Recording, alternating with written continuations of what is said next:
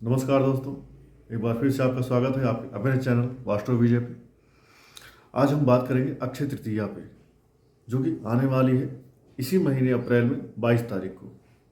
अक्षय तृतीया 22 अप्रैल 2023 को आने वाली है, दिन शनिवार।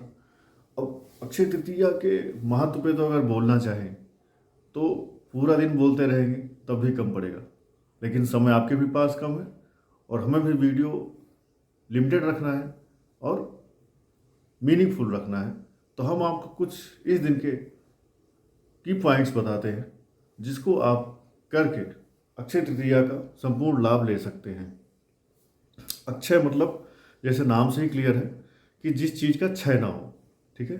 तो बैसाख मास की जो शुक्ल पक्ष की तृतीया तिथि होती है उसको बोलते हैं अक्षय तृतीया।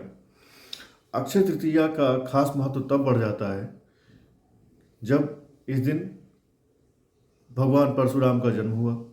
इसी दिन सतयुग और त्रेता युग का आरंभ हुआ था।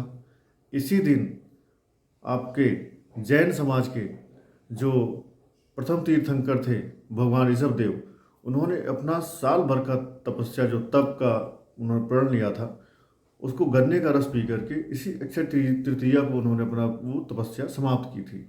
तो इसमें बहुत सारे लोग गन्ने का रस पी करके अक्षय तृतीया को व्रत का पारण भी करते हैं, ठीक है। इसी दिन कुबेर को धन के देवता का पद मिला था, अर्थात अक्षय तृतीया के दिन ही कुबेर को धन का स्वामी बनाया गया था, ठीक है। इसी दिन आप देखेंगे तो गंगा जी का पृथ्वी पर अवतरण हुआ था। इसी दिन सुदामा जी दोबारा श्री कृष्ण जी से जाकर द्वारका में मिले थे, और जब द्वारका में मिले थे सुदामा जी भगवान कृष्ण से, तो क्या हुआ, उनके ऊपर अपार कृपा हो गई और वो सुदामा जी जो पहले दीनहीन अवस्था में थे वो बहुत बड़े राजा, बहुत धनवान, बहुत वैभवमान बन गए। तो अक्षय तृतीया का महत्व तो अगर कहा जाए तो शायद हमको छोड़िए, माता सरस्वती या गणेश जी भी शायद इसका महत्व करते करते थक जाएंगे, ठीक है। तो ये एक अबूझ मुहूर्त होता है हमारे सनातन हिंदू धर्म में, जिस दिन हम अपने समस्त कामों को, जो जो हम सोचते हैं शुभ काम, कि किसी पर्टिकुलर बिजनेस पार्टनरशिप या किसी फंक्शन के लिए अगर हम कोई दिन सोच रहे हैं कि ये दिन मैं कब करूं, किस दिन मैं कोई काम करूं जिससे मेरा ये काम शुभ हो, इसका अच्छा रिजल्ट आए, तो यदि आप भी किसी ऐसे दिन के इंतजार में थे तो वह दिन आ गया है। आने वाली अक्षय तृतीया के दिन आप कोई भी अपना शुभ काम जो आप काफ़ी दिन से करने की इच्छा रख रहे थे, करने का सही समय ढूंढ रहे थे, वो समय आ गया है। अब अक्षय तृतीया 22 अप्रैल को सुबह करीब 7:49 7:50 पे प्रारंभ होगी और ये 23 अप्रैल को सुबह 7:30 8 तक खत्म होगी। तो उदया तिथि जो लोग लेते हैं वो 23 अप्रैल को मानेंगे, लेकिन मेरे हिसाब से या विद्वानों के हिसाब से पूरा दिन पूरी रात जो आपको मिलने वाली है अक्षय तृतीया वो 22 अप्रैल को मिलने वाली है।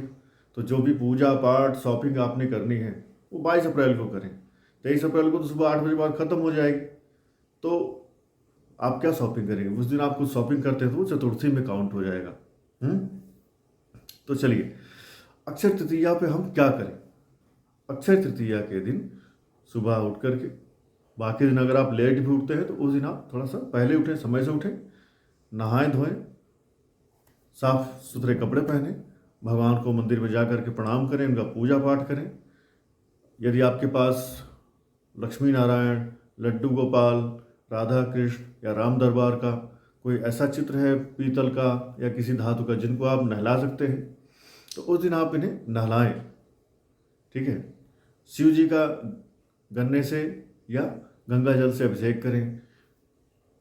विष्णु जी के या विष्णु जी की किसी अवतार की फ़ोटो है, परशुराम जी की कोई फ़ोटो है, उनको आप गन्ने के रस से, दूध से, दही से, घी से, शहद से, चीनी से पंचोपचार या षोडशोपचार उनका अभिषेक करें, उनको भोग लगाएं, उनका पूजन करें।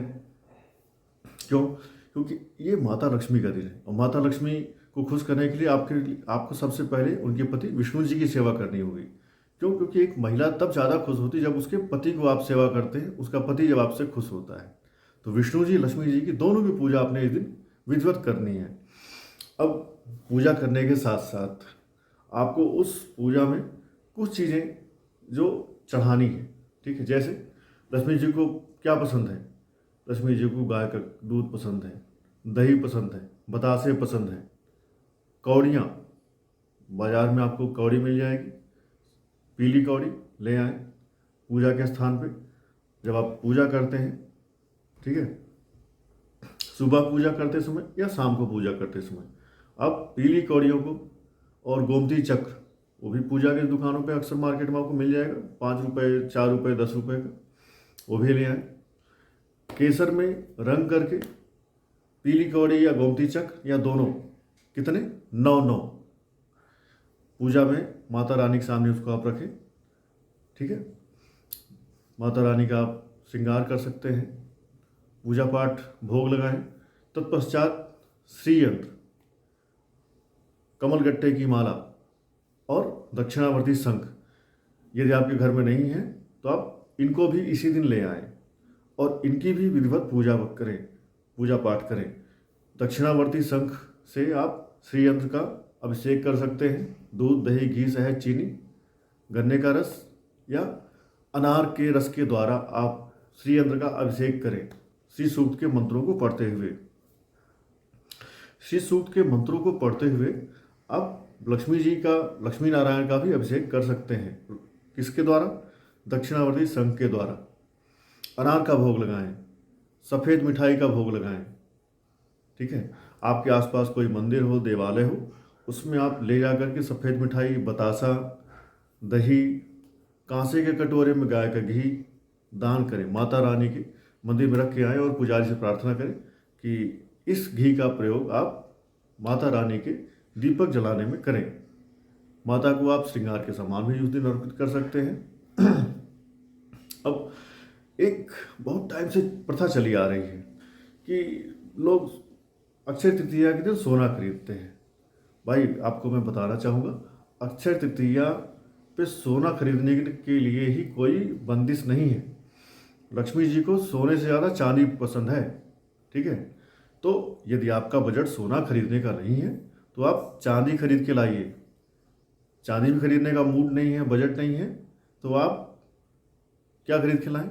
मोर पंख आप खरीद के लाएं, कौड़ी, गोमती चक्र, ठीक है, दक्षिणावर्ती शंख खरीद के ले आएँ, कमलगट्टे की माला खरीद के ले आएँ, और श्रीयंत्र अगर आपके घर में नहीं है तो श्रीयंत्र ले आएँ।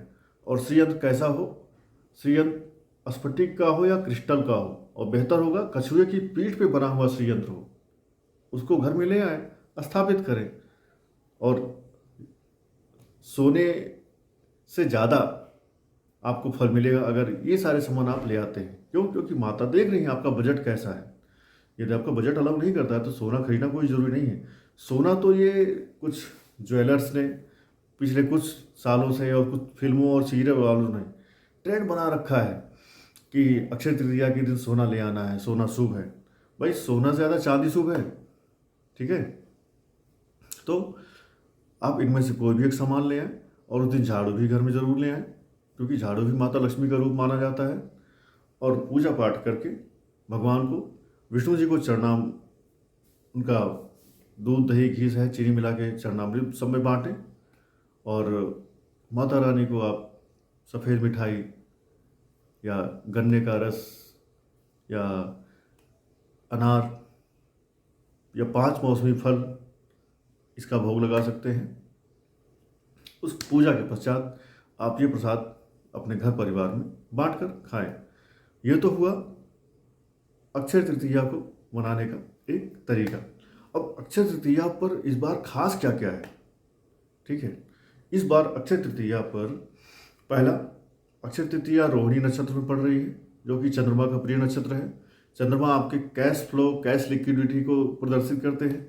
तो माता रानी को आप प्रसन्न कर ले गए तो चंद्रमा भी प्रसन्न हो जाएंगे, ठीक है। अक्षय तृतीया जो है इस बार, इस पर त्रिपुष्कर योग भी पड़ रहा है, इस पर सर्वार्थ सिद्धि योग, अमृत सिद्धि योग भी पड़ रहा है। सर्वदोष नाशक रवि योग वो भी अक्षय तृतीया में पड़ रहा है, ठीक है ना। अब आप समय जान लीजिए, इस बार जो अक्षय तृतीया पर सौभाग्य योग पड़ रहा है, सौभाग्य योग पूरी रात्रि रहेगा।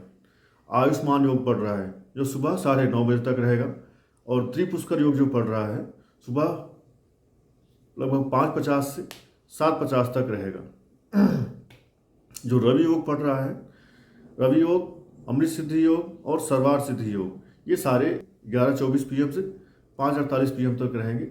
इस दौरान अगर आप किसी जब पूजन अनुष्ठान का करना चाहते हैं या कोई भी ऐसा काम करना चाहते हैं तो अक्षय तृतीया प्लस अमृत सिद्धि योग, सर्वार्थ सिद्धि योग और रवि योग, कितने सारे हो गए। इतने सारे शुभ समय में आप कोई काम करते हैं तो वो काम आपका सफल होगा ही होगा। ठीक है, तो इस बहुमूल्य समय का सदुपयोग करें, माता रानी की सेवा करें। अक्षय तृतीया पर आप जब पूजा पाठ अनुष्ठान हवन दान कर सकते हैं या अपने पितरों का तर्पण भी कर सकते हैं, उससे भी आपको अक्षय पुण्य की प्राप्ति होगी। कोई भी शुभ काम करें उससे आपको अक्षय पुण्य की प्राप्ति होगी और आपके पितरों को सदगति मिलने में आसानी होगी। तो इसलिए समय का सदुपयोग करें और समय के साथ चलें। जय माता दी, जय लक्ष्मी नारायण, जय श्री राम। धन्यवाद। ऐसे ही अपना साथ देते रहें।